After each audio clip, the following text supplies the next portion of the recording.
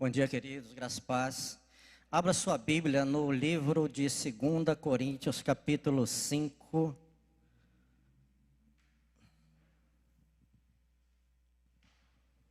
Sejam bem-vindos, em nome de Jesus Cristo. Segunda carta aos Coríntios, capítulo 5. Nós vamos orar, depois nós vamos ao texto. Em nome de Jesus. Pai, nós queremos te glorificar, ó Deus, por mais um dia de vida que o Senhor nos dá, pela tua graça, compaixão e misericórdia derramada em nossas vidas nesse dia, Pai. Muito obrigado, Senhor Deus, pela tua fidelidade, teu amor grandioso, Senhor Deus. Obrigado pelo livramento, pela proteção que o Senhor tem nos dado. Obrigado pelo fôlego de vida. Obrigado pelo ar que nós respiramos, Pai Santo querido. Obrigado pelas nossas casas que o Senhor tem visitado, Senhor Deus. Obrigado pelos nossos familiares, Pai Santo querido, Deus. Em nome de Jesus, Pai. Obrigado pelo teu povo que reúne nessa manhã, nesse lugar, nesse dia. Pai Santo querido, obrigado, Deus, pelas reuniões que também estão acontecendo nessa cidade, em outras igrejas, Pai Santo querido, irmãs. Abençoa, Senhor Deus, que cada um de nós seja impactado pelo teu poder nesse dia, Senhor Deus. E que essa palavra, que esses louvores sejam levados para dentro dessas casas que estão, Senhor Deus, ao nosso redor, Senhor Deus, com poder, com graça, com livramento, com proteção, com salvação, com restauração, Pai, com refrigério, Senhor Deus, e um renovo do Senhor, Pai. Nós te louvamos em nome do Senhor Jesus Cristo, amém e amém. 2 Coríntios, capítulo 5, versículo 18, a partir do 18, nós vamos ler até o 6, diz assim a palavra do Senhor. Ora, tudo provém de Deus que nos reconciliou consigo mesmo por meio de Cristo e nos deu o ministério da reconciliação. A saber que Deus estava em Cristo reconciliando consigo o mundo, não imputando aos homens as suas transgressões, e nos confiou a palavra da reconciliação. De sorte que somos embaixadores em nome de Cristo, como se Deus exortasse por nosso intermédio. Em nome de Cristo, pois rogamos que vos reconcilieis com Deus. Aquele que não conheceu o pecado, ele o fez pecado por nós, para que nele fôssemos feitos justiça de Deus. Aleluia. Fica à vontade, em nome do Senhor Jesus Cristo. Palavra tem o título de Ao Povo que há de nascer. Essa carta, segundo aos Coríntios, ela não teve a intenção de corrigir o que havia acontecido na primeira carta. Os irmãos lembram que havia uma disputa, um litígio entre pessoas e seus liderados na época, uma preferência, cada um optava por uma pessoa, e Paulo repreende isso.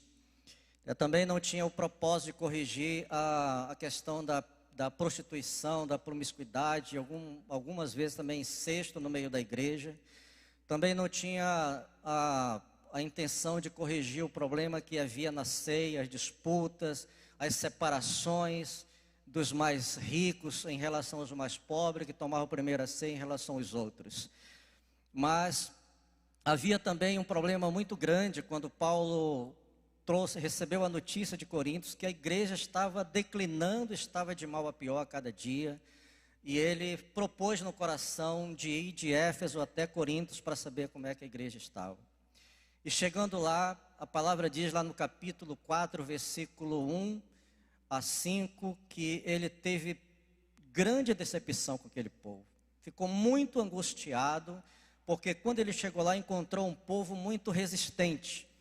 E alguns comentaristas dizem que Paulo encontrou essa resistência por parte de alguns judeus que adentraram a igreja de Coríntios e queriam fazer com que aqueles novos convertidos recebessem cerimônias judaicas, se colocasse sob elas. E aí ele faz uma carta, encaminha Tito para ir, e essa carta, segundo alguns comentaristas, ela não está, não foi registrada. Outros entendem que essa carta se refere ao capítulo 10 ao capítulo 13, mas ele enviou uma carta chamada uma carta de lágrimas para aquela igreja. E Tito foi lá, apresentou a carta, e trouxe a informação para Paulo de que eles haviam se arrependido do que eles haviam feito. E Paulo ficou muito consolado com aquela informação, né, porque eles haviam pedido perdão, haviam se arrependido, estavam ali outra vez retomando, e Paulo se encorajou com isso no capítulo 8, capítulo 9, ele se encoraja de pedir que essa igreja de Corinto fizesse frente a uma coleta de dados para enviar para os irmãos em Jerusalém que estavam passando por dificuldades. No primeiro momento eles concordaram plenamente, se dispuseram a fazer isso, mas logo em seguida eles retrocederam, desistiram de fazer. Outro fator interessante também é que com a chegada desses judeus, que algumas pessoas chamam de judaizantes, eles começaram a questionar o ministério do apóstolo, a questionar a autoridade apostólica dele e também a autoridade das pessoas, dos colaboradores que estavam com Paulo. Esse é o motivo porque Paulo, no capítulo 10, ele começa a defender o seu ministério, começa a defender o seu apostolado e também as pessoas que foram com Paulo, que estavam com Paulo. Esse é o teor da carta. Ela foi escrita lá no ano 55, tem pessoas que falam que 55, 6, 57 depois de Cristo, mas a maioria dos comentaristas fecha em 55 depois de Cristo, e também que não foi da cidade de Éfeso que ele escreveu a carta, mas ele escreveu da Macedônia por causa de alguns textos em 2 Coríntios, e provavelmente da cidade de Filipos, não Tessalônica, mas da cidade de Filipos, onde havia uma igreja tremendamente aliançada com o apóstolo, irmãos queridos, amados, irmãos que realmente fizeram frente, né, ao ministério dele, se aliançaram com ele para ir à frente, para ir avante. E ele chega a dizer lá nos primeiros capítulos da carta aos Filipenses, que ele gostaria de, para onde ele fosse, ele levasse aqueles irmãos. E é verdade que tem pessoas assim que se a gente mudasse para, né, José, mudasse lá para Noruega, tem gente que a gente gostaria de levar junto. Tão próximo, tão disposto, tão aliançado, tão amado, tão querido. Pessoas que choram conosco, pessoas que realmente assim são um vigor, né, para o ministério. Esse foi o teor dessa carta. Interessante também, queridos, que essa palavra, ela começa dizendo lá no versículo 18, tudo provém de Deus. Verdade que tudo provém de Deus. Nós cantamos aqui uns cânticos que falam isso, provém de Deus. A nossa vida provém de Deus, o ar que nós respiramos provém de Deus. O nosso caminhar, o nosso falar, o nosso agir, o nosso sentir, nós estarmos aqui foi providência de Deus. Lá no livro de Tiago ele fala assim, olha, vocês não têm que falar, eu vou em tal lugar e vou fazer tal coisa. Antes disso, diga, se o Senhor permitir, eu vou e faço tal coisa. Se o Senhor permitir, eu viajo. Se o Senhor permitir, eu saio. Porque tudo provém de Deus.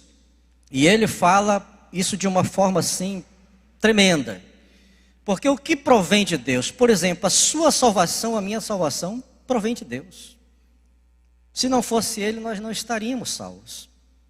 A nossa redenção, a história da redenção também provém de Deus. A eleição, a justificação, a santificação, a glorificação que foi feita através de Cristo provém de Deus. A nossa reconciliação com Ele provém de Deus. Aprove Ele, através de Cristo, nos reconciliar com Ele. Nós éramos brutos, separados, inimigos, contrários, tudo aquilo que Ele falava. Mas Ele nos reconciliou através de Cristo. Nos trouxe essa possibilidade, nos tornou filho, nos fez família, partindo dessa família celestial, parte dessa família celestial. E ele diz o seguinte, que Deus nos reconciliou consigo mesmo por meio de Cristo e nos deu o ministério da reconciliação. A palavra reconciliação na Bíblia tem 3 termos gregos. Primeiro, apokataulasso, que significa separação, que significa uma coisa contrária. Isso tem alguns textos que falam sobre isso na Bíblia. mas esse não é o texto que foi utilizado aqui. Também tem dialasso no grego, e esse texto também muito mais comentado que o outro, muito mais discutido, muito mais ensinado, ele figura em alguns momentos importantes da Bíblia. Por exemplo, Mateus 5, lá no versículo 23, 24, ele diz o seguinte: olha, quando você for fazer a sua oferta, e se lembrar que seu irmão tem alguma coisa contra você, você deixa a sua oferta, vai e reconcilia-te, dialasso. Dialasso tem o sentido o sentido realmente uma hostilidade mútua. Ela vai sempre requerer uma disposição também mútua de conserto. Isso é dialasso, uma concessão mútua de conserto. É uma coisa que você vê, por exemplo, é um condicionante para que você oferte, para que isso seja recebido, para que isso seja aceito. Se você percebe que seu irmão, e observe que o texto não fala que seu irmão fez contra você, ou que você fez contra seu irmão, mas ele fala: se seu irmão tem alguma coisa contra você, deixa a sua oferta, vai até ele, reconcilia-te com ele, depois volta e faz a tua oferta. Porque a condição é, se você não fizer isso, a sua oferta não tem valor e ela não será aceita. Logo depois que Jesus pronunciou o Sermão do Monte, ele diz essa palavra aos discípulos: dialasso. Um outro texto também muito discutido, comentado no meio cristão, controverso muitas vezes, está lá em 1 Coríntios 7, capítulo 7, versículo 10 e 11, quando ele fala assim: diz o Senhor, não eu, que a mulher não se separe do seu marido. Porém, se ela se separar, que não case, ou se reconcilie, dialasso. É uma condição. Ela pode se separar. O marido batia, o marido fazia um monte de coisa, mas não se separa. Se separar, não casa. Isso é controverso, muita gente não gosta disso. E ele vai dizendo assim: olha, você, marido, também não se separe, né? Então isso aí é uma questão de uma hostilidade mútua, requer uma concessão mútua. Esse é o termo usado. Tem outros textos lá menos explorados também, dialasso. Mas o texto que o apóstolo usa nesse versículo não é nenhum desses dois, mas catalasso. E catalasso é uma palavra grega composta de duas outras palavras. A primeira preposição kata, que significa baixo, debaixo, embaixo, para baixo ou contra. Diga comigo, contra. E a segunda palavra, um verbo, alessem. E esse verbo ele significa forma, mudança de forma, mudança de aparência, permuta, troca. O que isso tem a ver com a gente? O que essa palavra tem a ver com a gente? Nós éramos assim. Nós éramos brutos, irreconciliáveis. Muitos de nós, em um momento da sua vida, não queriam ouvir de Deus nada. Nós éramos inimigos da cruz. A gente não queria que ninguém falasse de Bíblia, de Evangelho, de Cristo, de Deus, muito menos do Espírito Santo. Éramos inimigos. O texto, ou a definição comum dessa palavra catalasso, ela significa significa desacordo, unir, reconciliar pessoas em desacordo, pessoas em hostilidades, transformar inimigos para amigos, juntar dois opostos, como ele fez com os judeus e os gentios. Dois povos que brigavam entre si, dois povos cuja fé era diferente entre si, dois povos que um era norte e outro era sul. Ele, através de Cristo, reconciliou essas pessoas em um só povo. Outra definição também, ela descreve essa relação de marido e mulher, catalasso. Descreve também a relação civil, o nosso contato civil, o nosso dia a dia. Por exemplo, vai além da diferença de raça, de nacionalidade, de cultura, de razões sociais, de sexo. Lá no Gálatas 3:28 ele fala o seguinte: dessa maneira não pode haver judeu nem grego, nem escravo nem liberto, nem homem nem mulher, mas todos vós sois um em Cristo Jesus. Ele uniu esses dois termos. Agora o escravo e o livre são uma só pessoa em Cristo. A mulher e o homem, uma só pessoa em Cristo. O judeu e o grego, uma só pessoa em Cristo. Não há diferença. Que maravilha. Deveria assim que a igreja caminhasse. Aleluia. Um outro fator interessante que nós vemos nesse texto, ele fala lá no seguinte, 20,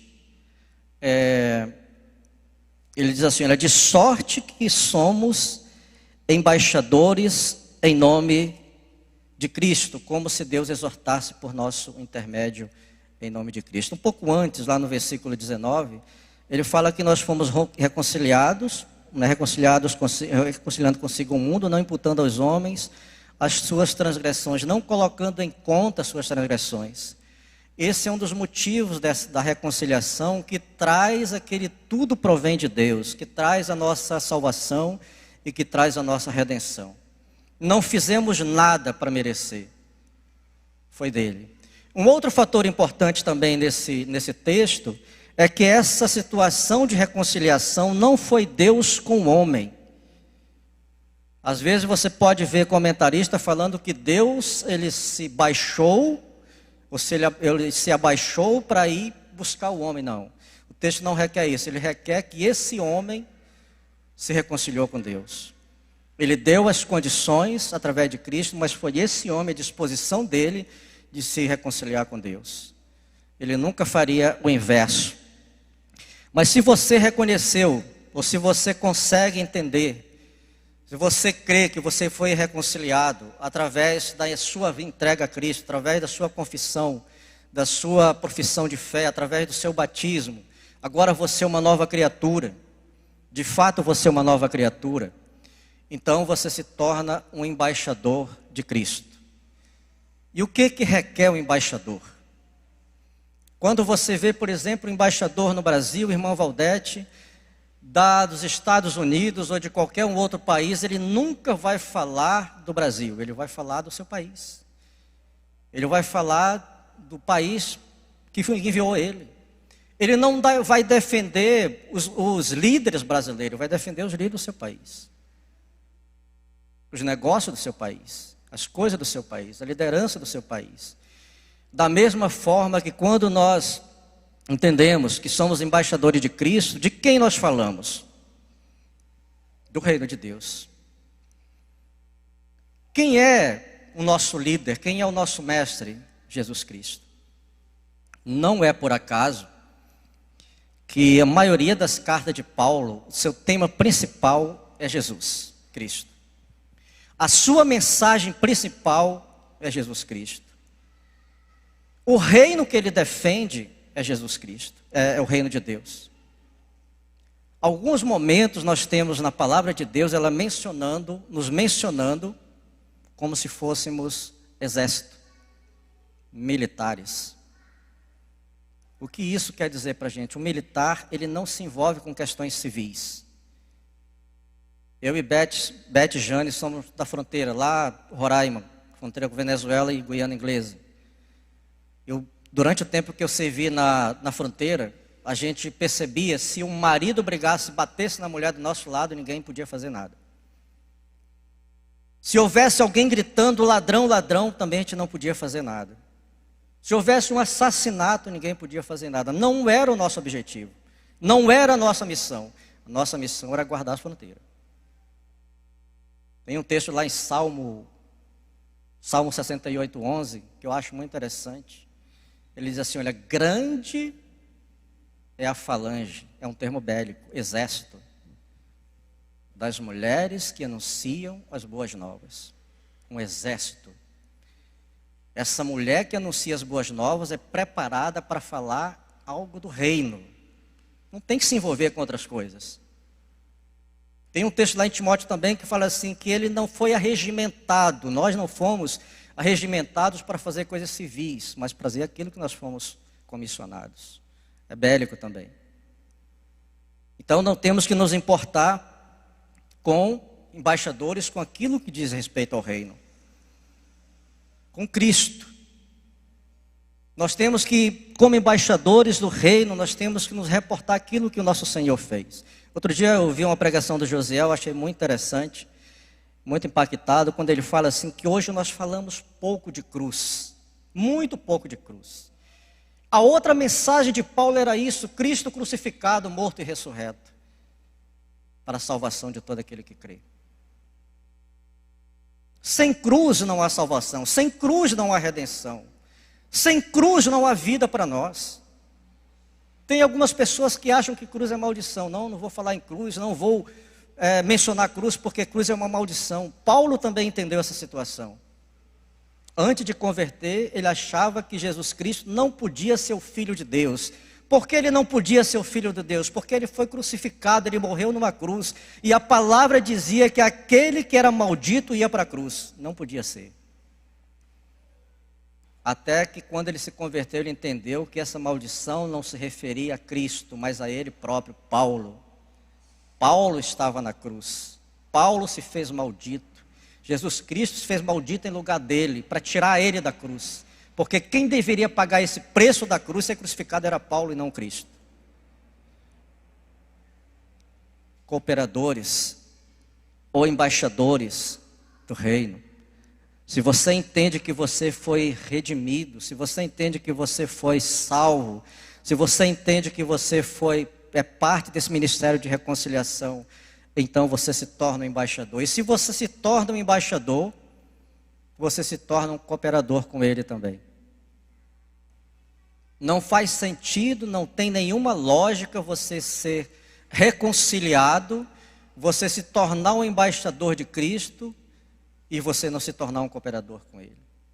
Eu vou ficar em casa aqui, não vou falar para ninguém, não foi para isso que eu vim.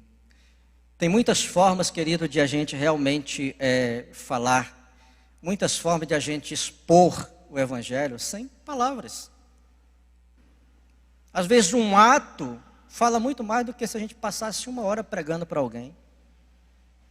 Uma disposição de visitar, de estar junto quando a pessoa precisa, fala muito mais do que 1000 palavras. Tem ainda, nessa questão do embaixador, ele diz assim que, Gálatas, por todos é uma condição, porque todos quanto foste batizados em Cristo, de Cristo vos revestiste. Revestiu desse amor, revestiu dessa compaixão, revestiu dessa autoridade, revestiu desse poder.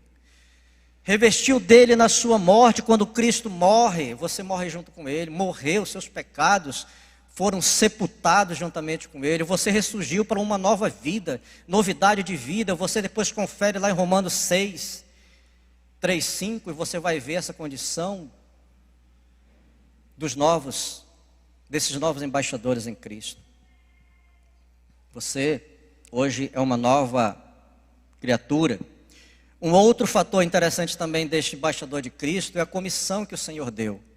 Mateus 28, 18, 20, ele diz que você teria que ir por todo mundo, pregar o Evangelho, batizar em nome do Pai, do Filho e do Espírito Santo, anunciar, fazer discípulos. Fazer discípulos. Quando você chegar nos céus e o Senhor pedir para que você mostre suas mãos, a única coisa que Ele vai ver são as pessoas que você edificou. É o que vai levar em conta. Quantas pessoas você levou para o reino de Deus? Quantas pessoas você levou à reconciliação com Deus? Não é difícil também.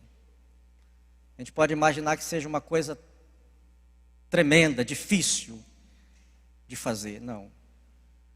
Muitas vezes, pouca coisa.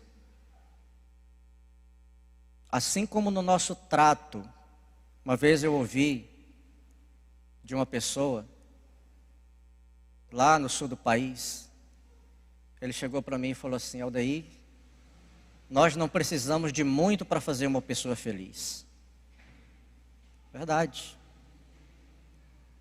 E eu lembro que foi a última viagem que eu fiz, quando eu trabalhava. Saí de casa, a Beth ficou no portão chorando. para mim não ir. Tinha chegado de uma viagem em Fortaleza e já ia no sábado, na segunda-feira já ia viajar de novo. A desculpa era a família. A desculpa era as coisas conquistadas. Aldeir, tudo que você conquista não é para você, é para você mostrar para os seus amigos. Gente, eu acho que naquele momento eu estava suspenso do ar. Isso era uma terça-feira. Cheguei na segunda, o cara falou isso na terça-feira. Vi essa pessoa uma única vez. Depois tentei contato, nunca mais tive contato com ele. Varela, chamava Varela. No sábado eu liguei para casa e falou, estou voltando. Na sexta-feira, quinta-feira eu liguei para casa e falei, estou voltando para casa. E ela falou, você já falou várias vezes, mas realmente eu voltei para casa e nunca mais saí. Não precisamos de muito para fazer uma pessoa feliz. Talvez a gente queira conquistar muitas coisas. O preço é muito alto. Reconciliação. Embaixador. Você não precisa de muito para que uma pessoa vá a Cristo. Cooperadores com Ele, um valor tão grande, queridos. Ele reclama isso, ele clama isso para a gente. Um valor tão grande, tão maravilhoso, que se você negar isso, é uma ofensa para Deus. Você experimentou isso, você foi redimido, você foi justificado, seus pecados foram perdoados. Você se torna parte da família de Deus. O Senhor te visita, você tem essa palavra de reconciliação, você tem esse ministério. Negar isso para Ele é uma afronta realmente. E aí a palavra, lá em Marcos 16, eu quero até ler esse texto com os irmãos. Marcos capítulo 16, como você vai ser esse cooperador com o Senhor.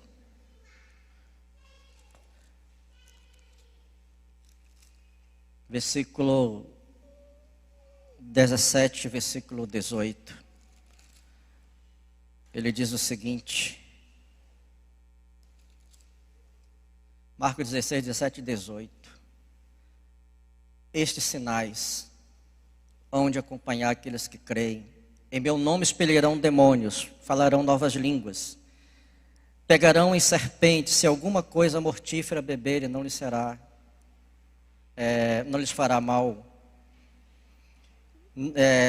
Não lhes fará mal. Se impuserem as mãos sobre os enfermos, eles ficarão curados. A cooperação, por onde você passar, por onde você for, esse é um fator que tem que te acompanhar. Por onde você for, se você chegar numa casa e tiver pessoas, Jesus falou isso para os discípulos, se você encontrar uma pessoa enferma, cura. Ele te deu autoridade para isso. O Ministério da Reconciliação te fez um embaixador, te deu autoridade. O embaixador não tem autoridade só por ele, alguém dá essa autoridade para ele. Foi Cristo que te deu. Paulo reivindica isso. Então cure. Se tiver alguém endemoniado, liberte. Não passe para outro, a responsabilidade é sua. Se a pessoa está desgarrada melhor, e se a pessoa está contrária, como a gente viu aqui a definição de catalaço, reconcilie. Faça com que essa pessoa se volte para Deus. Não perca a oportunidade, talvez seja a última. Não perca a oportunidade. Aleluia.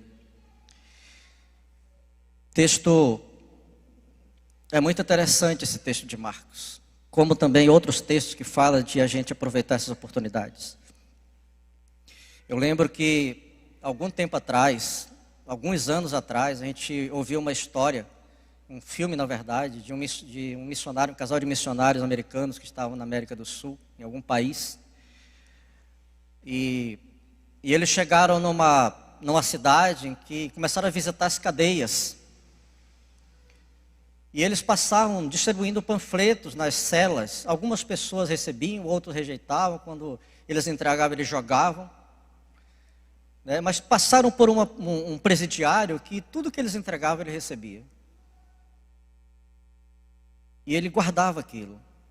Quando os outros jogavam seus panfletos, que caía na cela, ele buscava, colocava tudo em cima da cama.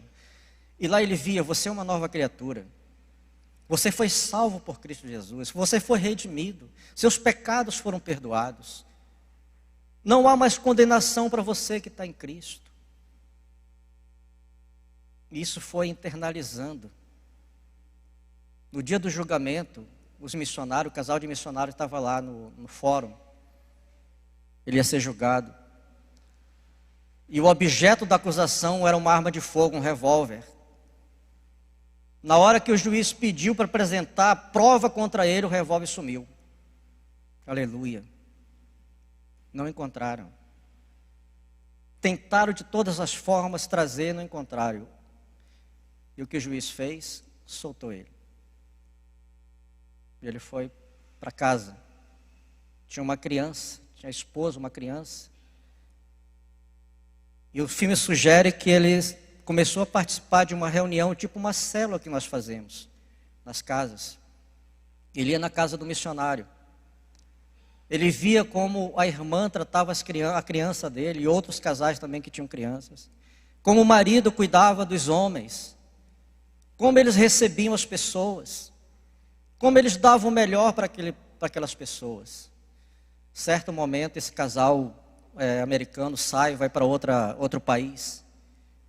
E o filme sugere que esse casal, esse moço que foi presidiário, ex-presidiário, ele estava fazendo a mesma coisa, recebendo as pessoas, a esposa cuidando das crianças, o marido cuidando dos homens, ajudando as pessoas a cuidarem das suas casas, alguma situação, lavar roupa, levar a máquina para lavar roupa.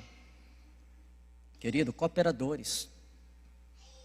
Não se vê no filme alguém pregando, casal de americanos pregando, falando, mas ajudando. Mas trabalhando em favor deles.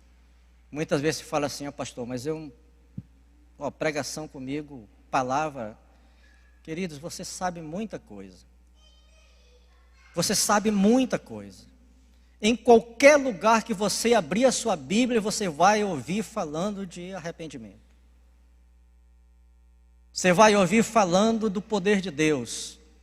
Não precisa você ser um teólogo. Leia. E deixa que o Espírito Santo trabalhe. Certo dia, lá em Visconde do Rio Branco, quando eu trabalhava, uma senhora, Beth conheceu, trabalhava na prefeitura, ela me procurou. Todas as pessoas estavam chegando, ela passando, não, pode passar à frente, passa à frente e tal. No final ela falou, senhor, posso falar com o senhor? Pode. E ela sentou na mesa, conversou alguma coisa que eu não lembro bem o que é, e eu falei para ela assim, olha, você é uma pessoa, uma criatura de Deus, você é uma pessoa maravilhosa. Não lembro de mais nada, porque assim não era permitido também falar. E ela foi embora. Dias depois ela me chamou, olha, eu quero que você e sua esposa venham almoçar na minha casa, jantar na minha casa. E nós fomos. O filho dela, de 18 anos, era um menino envolvido com essas bandas satânicas, diabólicas. O quarto dele era cheio desses motivos, dessas bandas. Dias depois disso, o menino chegou lá e falou para o pai, eu quero trabalhar, nunca tinha trabalhado. Ela saiu da cidade dela, foi para uma outra cidade, 200 quilômetros, para pedir perdão de um irmão. E lá na casa, no dia que a gente estava jantando, ela falou, o senhor falou para eu fazer isso. Não falei. O senhor disse que eu tinha que pedir perdão do meu irmão, que eu estava em pendenga com ele há muito tempo. E o senhor disse que eu tinha que falar para o meu filho para ele abandonar essas coisas. Eu não falei. Então, queridos, o Espírito trabalha. Basta que você abra a palavra e fale a palavra, que o Espírito vai fazer com que chegue redondo ao coração daquela pessoa. Cooperadores com Ele. Não precisa de muito. Não precisa saber muito. Eu também não sei, ninguém sabe. Tem coisa que eu peço socorro, porque não sei. Aleluia. Mas a pergunta é: por que tudo isso? Qual o motivo, qual o propósito, por que nos reunimos aqui, por que o louvor se esmera, né, para passar os hinos, para passar os instrumentos, por que as visitas, as irmãs que fazem visita, por que as reuniões, por que a reunião de oração às 7 horas, por que as vigílias, por que as casas com suas portas abertas para receber pessoas? Um único motivo. Abra comigo Salmo 22. Salmo messiânico, capítulo 22, versículo 30 e versículo 31. Diz assim a palavra do Senhor: a posteridade o servirá. Falar-se-á do Senhor à geração vindoura, e hão de anunciar a justiça dele ao povo que há de nascer. Contarão que foi Ele quem o fez. Tudo vem do Senhor.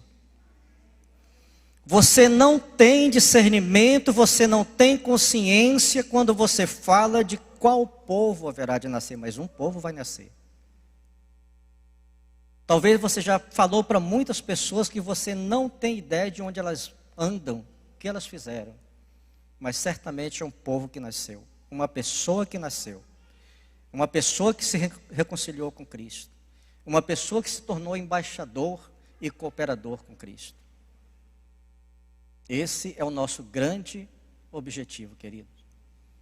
Assim como Paulo tinha no seu ministério um tema principal, que era Cristo, uma mensagem principal, que era o Evangelho do Reino, nós também temos que ter isso. Tempo e fora de tempo, em qualquer situação, anunciar o Evangelho do Reino. Quero chamar os irmãos aqui do louvor, enquanto eles vêm. Texto lá de 1 Coríntios, capítulo 9, 22, não abra. Diz assim: fiz-me fraco para com os fracos, com o fim de ganhar os fracos. Fiz-me tudo para com todos, com o fim de por todos os modos salvar alguns. Tudo faço por causa do Evangelho, com o fim de me tornar cooperador com ele. Família, principalmente família. Se você tiver uma oportunidade de edificar família, fale. Não se preocupe com a resposta. Fale. E mais tarde você vai ver o efeito. Simplesmente fale. Deixe o Espírito trabalhar. Se alguém algum dia te confrontar, não diga nada. Seja um cooperador do Evangelho com isso. Não fale nada. Não entre em confusão, em discórdia. Simplesmente faça como Paulo. Aceite. Deus conhece você. Amém? Deus abençoe, querido.